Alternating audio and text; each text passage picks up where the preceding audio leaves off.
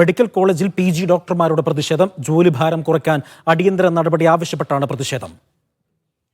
ദൃശ്യ പുതിയടത്തുണ്ട് വിവരങ്ങൾ നൽകാൻ. ദൃശ്യ, ഈ കഴിഞ്ഞ കുറച്ച് നാൾ മുൻപ് ഒരു സംഘം PG ഡോക്ടർമാർ അവരുടെ കാലാവധി കഴിഞ്ഞതിനെ തുടർന്ന് അവർ ഇറങ്ങിയിരുന്നു. ഇപ്പോൾ അതിനെ തുടർന്നാണ് ഈ ഡോക്ടർമാർക്ക് വലിയ രീതിയിലുള്ള ജോലി പ്രയാസങ്ങളൊക്കെ അനുഭവപ്പെട്ടത്. അന്നും നിരന്തരം വാർത്തകൾ അത് വന്നതുമാണ്. ഇപ്പോൾ എന്തുകൊണ്ടാണ് പുതിയൊരു സമര നീക്കത്തിലേക്ക് ഈ PG ഡോക്ടേഴ്സ് കടക്കുന്നത്?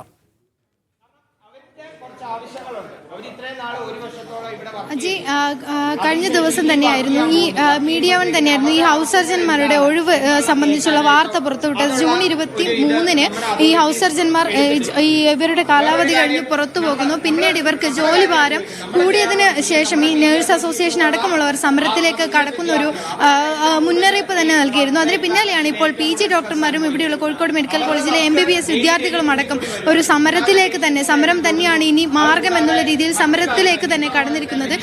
വീണ്ടും ഒരു സമരത്തിലേക്ക് പോയിരിക്കുകയാണ്. നിങ്ങളുടെ അമിത ജോലിഭാരവും എന്തൊക്കെ കാര്യങ്ങൾ ഉന്നയിച്ചാണ് സമരം? എന്താണ് ഈ സമരത്തിന് കാരണം? നമ്മൾ ഇന്നൊരു പ്രതിഷേധ കൂട്ടായ്മയാണ് ഉദ്ദേശിച്ചിരിക്കുന്നത്. നമ്മൾ ഈ കാര്യത്തിനെ ചൊല്ലി മാർച്ച് മുതലേ ആരോഗ്യവകുപ്പിനും DMAക്കും ബന്ധപ്പെട്ട് ഇതിന്നൊരു നമ്മൾ സൊല്യൂഷൻ കണ്ടെത്താൻ മാക്സിമം സമരം രോഗികൾ ബുദ്ധിമുട്ടാതെ ഇതിനൊരു സൊല്യൂഷൻ കണ്ടെത്താൻ വേണ്ടി പരിശ്രമിച്ചുകൊണ്ടിരിക്കുകയായിരുന്നു.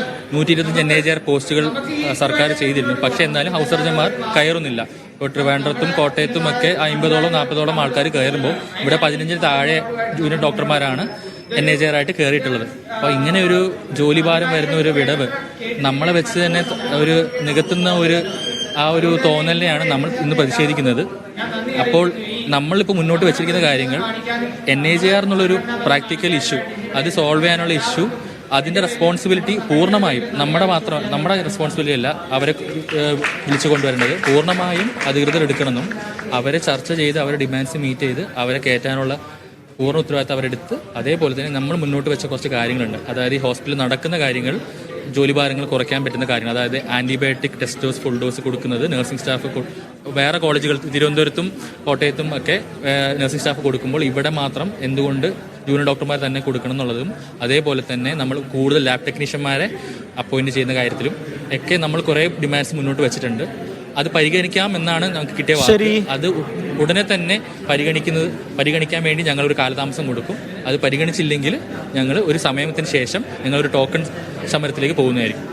ഇത് തന്നെയാണ് അജി, ഇവർ ഒരു സമരമുറയിലേക്ക് തന്നെയാണ് മുന്നോട്ട് പോകുന്നത്. വളരെ കാലമായി ഉന്നയിച്ച ആവശ്യങ്ങളാണ് നോൺ അക്കാദമിക് ജൂനിയർ റെസിഡൻസിന്റെ ഒഴിവുകൾ എത്രയും പെട്ടെന്ന് തന്നെ ഈ കാര്യത്തിൽ നടപടി ഉണ്ടാവുക, അവരുടെ ആവശ്യങ്ങൾ അംഗീകരിക്കുക. ഇത് കൂടാതെ തന്നെ ഈ പഠിക്കുന്ന വിദ്യാർത്ഥികളുടെ പരീക്ഷാ കാലഘട്ടമൊക്കെ വരുന്ന സാഹചര്യത്തിൽ ഇവരുടെ അമിത ജോലിഭാരത്തിന് ഒരു നടപടി ഉണ്ടാകുക. ഇതൊക്കെ ആവശ്യപ്പെട്ടുകൊണ്ടാണ് ഇവർ ഇന്നൊരു പ്രതിഷേധ സംഗമം സംഘടിപ്പിച്ചിട്ടുള്ളത്. ഇനി ഇതിനൊരു പരിഹാരം ഉണ്ടായില്ലെങ്കിൽ വീണ്ടും സമരത്തിലേക്ക് തന്നെ കടക്കാനുള്ള ഒരു തീരുമാനത്തിലാണ് അജി.